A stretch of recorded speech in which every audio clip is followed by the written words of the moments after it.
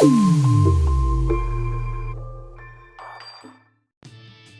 welcome back. We have a 2007 Dodge Avenger, and this one was actually towed into the garage because the customer said that the steering felt very weird. There was a loud clunky noise coming from up front. So as you can see, 3 of the studs are actually missing. It was only held on by 2 lug nuts, and those 2 remaining lug nuts were only on finger tight. I was able to take them off with my fingers alone, so that would have definitely been a scary experience had that wheel come off while she was driving. And let's start off with safety first. Once you jack up your car, remember to always use jack stands. Do not rely on the floor jack. They're not safe at all. So once you got that up, make sure you use wheel chocks to chock off the rear wheel. You don't want the car rolling while it's up on jack stands. And what we're going to do is get in the car and turn the steering wheel to whichever direction is going to help you get better access to the back of the caliper. So in my case, I turn the steering wheel all the way to the left, and as you can see, we have great access to the rear bolts of the caliper bracket. Since we're not going to be messing with the caliper, we want to take it off as a complete assembly. That's where we're taking the 2 bolts right off of the knuckle so it comes off with the bracket.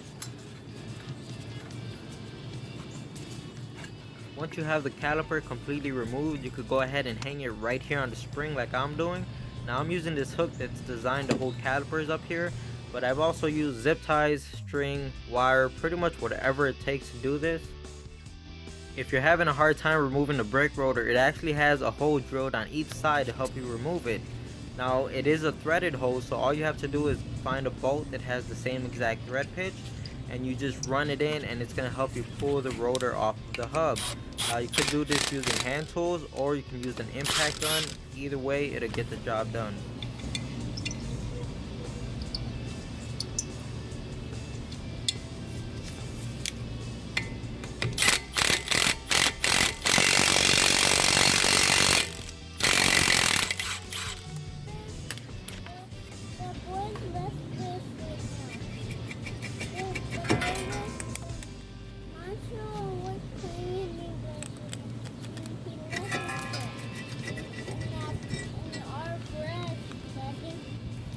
And now it's time to remove the nut off of the axle. I'm going to be using an impact gun, so it's going to be really easy for me. But if you're going to be using a breaker bar, it's going to be a different situation. Now the car being in park should be more than enough to stop the axle from spinning. But it is possible for the axle to be seized inside of the wheel bearing. So I would recommend trying to get this nut off first, because if you cannot get this shaft to slide out of the wheel bearing, you're pretty much stuck and you can't go any further at this point. I've seen it happen, so it'll save you all the trouble. So before you remove any of the brake components like I did, just make sure you could get this nut off and that the axle is going to move in and out of the wheel bearing freely.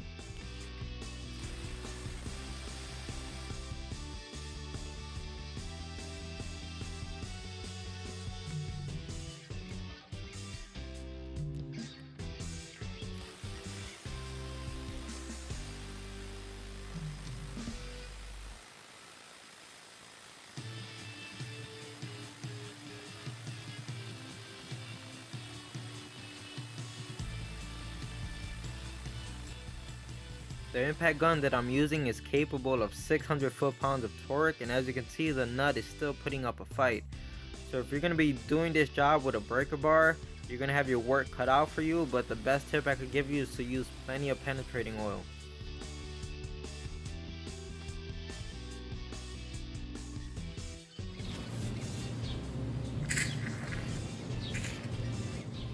Once you have the nut removed, you want to check the axle to make sure it slides back and forth inside of the wheel bearing. In my case, it does move, so that's a good sign. But I have seen these bad enough to the point where they're seized so bad that not only do you have to change the wheel bearing, but you also have to change the CV shaft. So hopefully you do not have this problem and everything goes smooth for you. So here I am removing the fastener for the ABS sensor, because it's always a good idea to get it out the way just to make sure you don't damage it. But like every other ABS sensor, they never want to come out. They're always stuck in place. So the next best thing you can do is remove the other fasteners that hold the line in place, and that way you'll just have a little bit more extra slack to work with, and hopefully nothing gets damaged.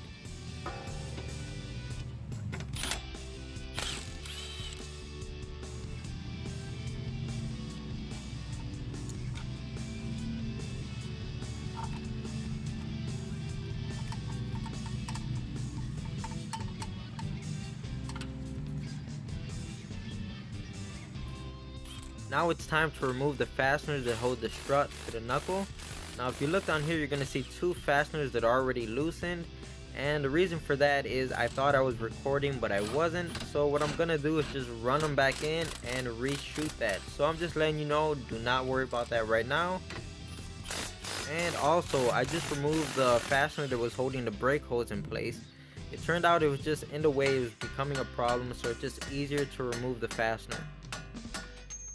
Now that I have that top bolt knocked out with the hammer, I just grab my flathead screwdriver and just jam it in there. And now you could go ahead and remove the bottom bolt.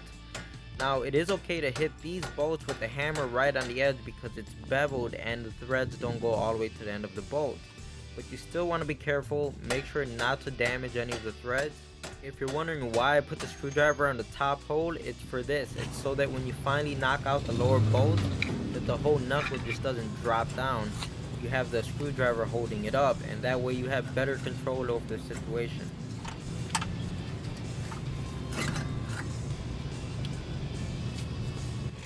Normally I would leave this whole knuckle just kind of hanging like this, but I'm gonna go ahead and raise it up just a little bit because I still have the ABS sensor connected and I noticed there's a little bit more stress on it than I would like to have. So by lifting up the knuckle with the floor jack, I'm just trying to relieve some of that stress. I definitely do not want to damage the sensor. Now I'm removing the two fasteners that go into the wheel bearing, but I'm just getting ahead of myself.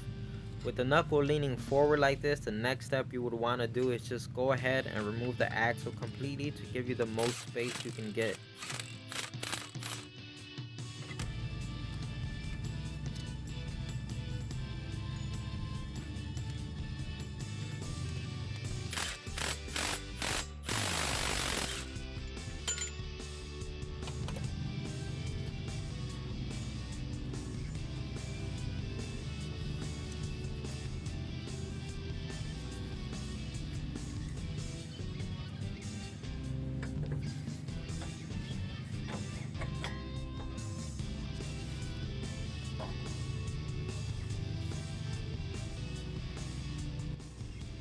So there's a total of 4 fasteners holding on the wheel bearing, and these are the last 2 right here that we have to remove.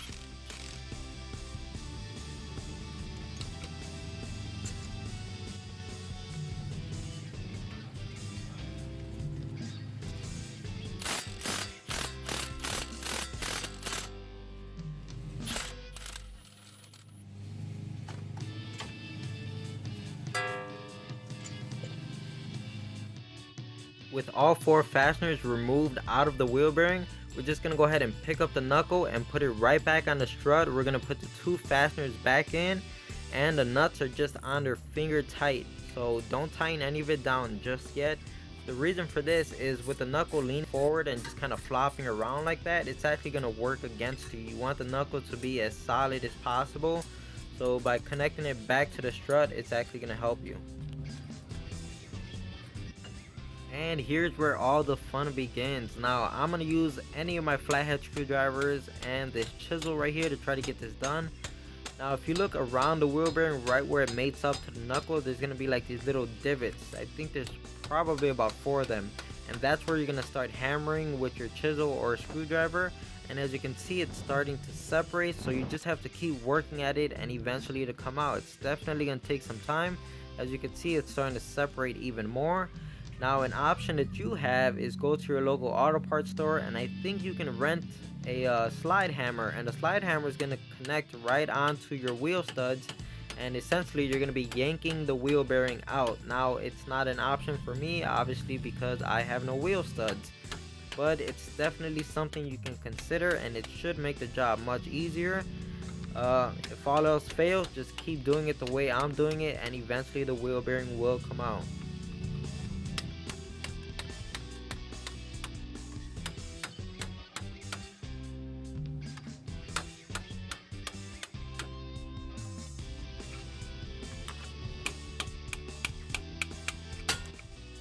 And it should go without saying that the cleaner this thing is, the easier the new wheel bearing is going to go in. So just whether you're going to do it manually or if you're going to come at it with a drill like I am, make sure you clean off all of the rust and any dirt that's just sitting inside of there.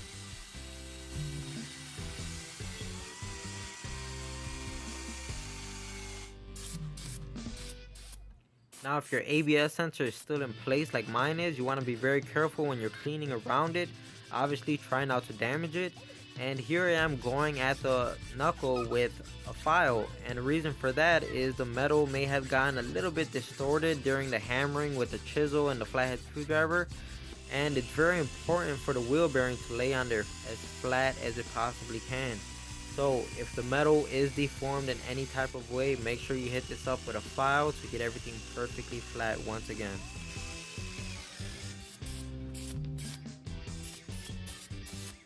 Okay, so it's the next day, and this definitely took me by surprise. I was expecting to get a brand new wheel bearing from the customer, but instead they bring me this used assembly from a junkyard because they got a better deal on it. Um, I'm all for saving money, but basically everything I just did yesterday with pulling out the wheel bearing was a big waste of time. Granted, I did get a video out of it, which is a good thing, but I'm not happy to have wasted all that time yesterday doing this. Anyhow, so what we're gonna do is this whole knuckle is gonna go on the car. So I'm just stripping everything off of it that we're not gonna use. There's a few more things we have to take off of the car now, but it shouldn't be that bad.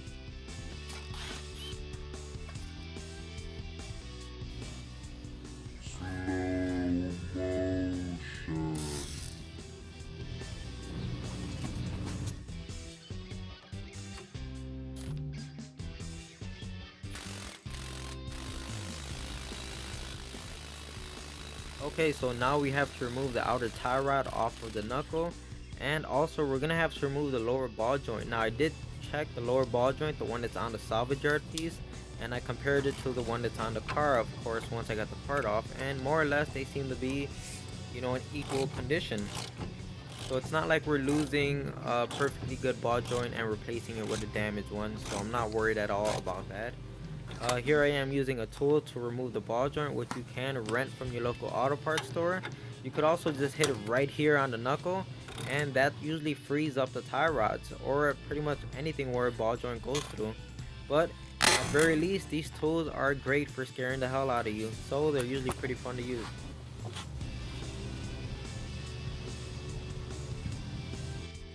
Now the only fastener that remains is the nut that holds the lower ball joint in place, so we're just going to go ahead and remove that real fast.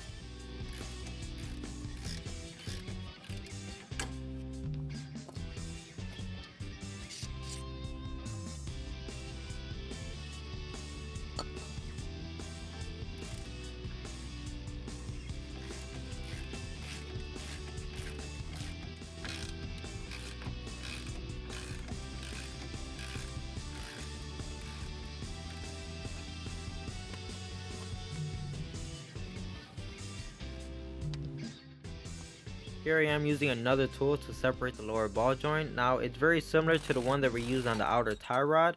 It's the same concept, just a different design. And as you can see, I was able to use my impact gun on it, so it went very fast. And here comes a knuckle off of the car.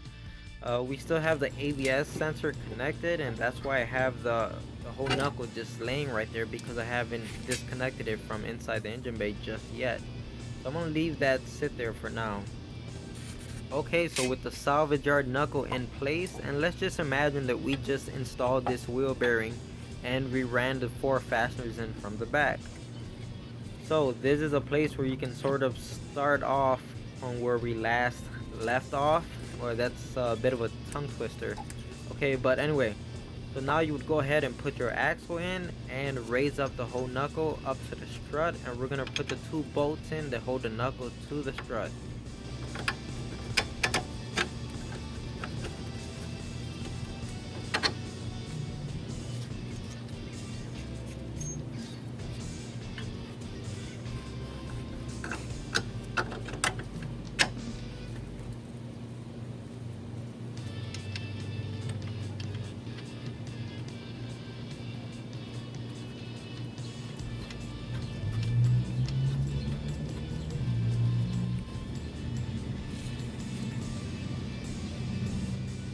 Now we are free to go ahead and put the outer tie rod back onto the knuckle.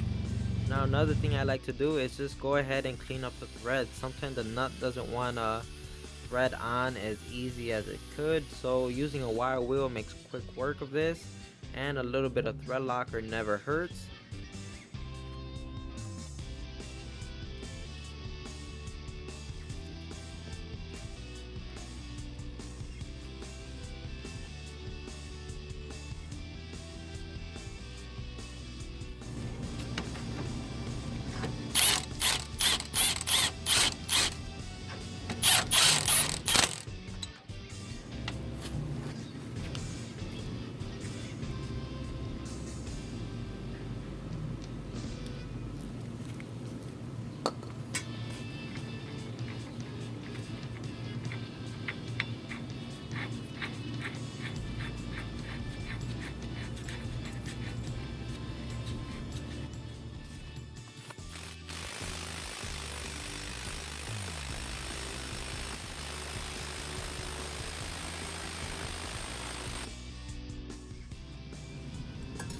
And now we can install the dust shield.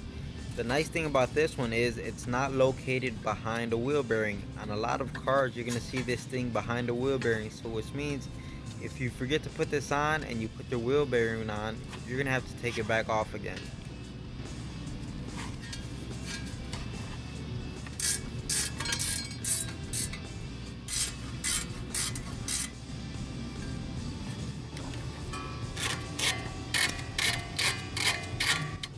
And just like the outer tie rod, I did put some thread locker on the lower ball joint. I'm just not really sure what happened to the footage on that. And now we can install the two main bolts to hold the knuckle to the strut. As you can see, the going back together process is just a walk in the park at this point.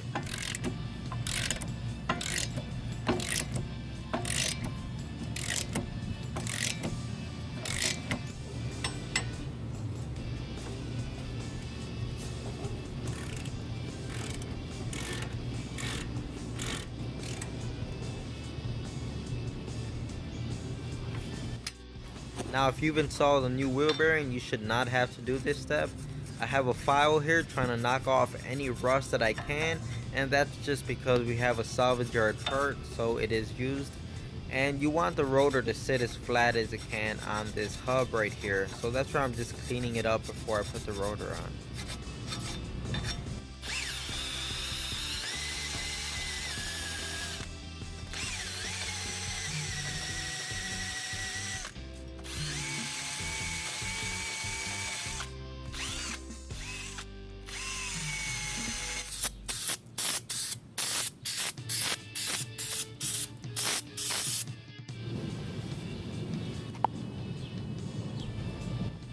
These are the fasteners that hold the caliper bracket to the knuckle, so of course it's a great idea to put some thread locker on here, just a little bit of added security.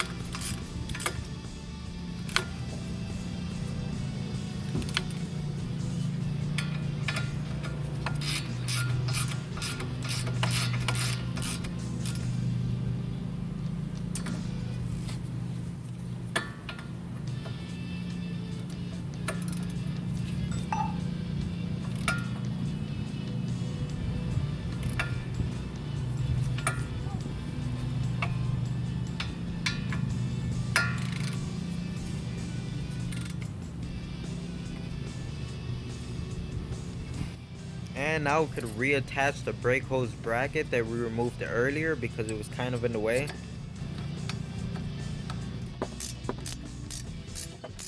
And the bracket for the ABS sensor bolts right on top of the bracket for the brake hose.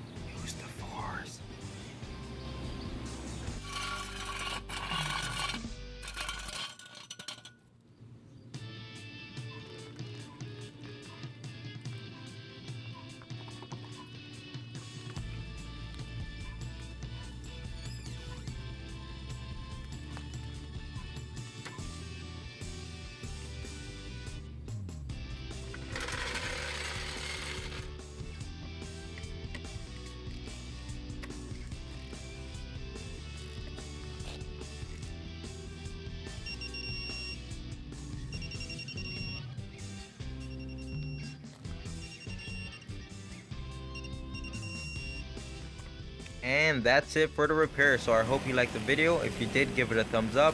If you're considering subscribing, don't forget to hit that notification bell. And like always, thanks for watching.